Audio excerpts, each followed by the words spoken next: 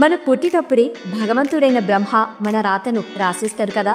మరి మధ్యలో ఈ నోములు, వ్రతాలు, పూజలు ఇవన్నీ ఎందుకు అని అనుమానం కొందరికి వస్తుంది. కానీ బ్రహ్మ మన రాతను రాసేటప్పుడు ఒక చిన్న మాట అన్నాడంట.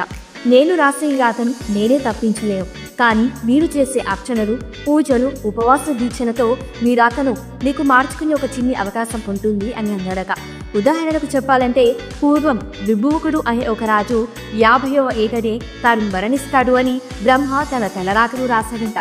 కానీ ఆయన అదృష్టం బాగుండి ఒక గురువును ఆశ్రయించి మృత్యుంజయ జపాన్ని పాటించి ఉపవాస దీక్షను పాటించి దైవాన్ని ఆరాధించాడు. అప్పుడు అతడు చనిపోయే ఆ 50వ ఏట నుంచి అతను మృత్యుగండ నుంచి తప్పించుకొని ఇంకా కొన్నాళ్ళు ఎక్కువగా బ్రతికాడు. అంటే ఆయన చేసిన ఉపవాస దీక్ష, ఆ జపం ఆయన మరణాన్ని కూడా దాటించింది.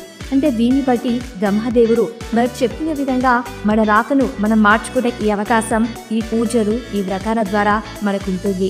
నిత్యం భగవన్ నామస్మరణ చేయండి, అంతా ఆ శ్రీకృష్ణుని చూస్తుంటారు.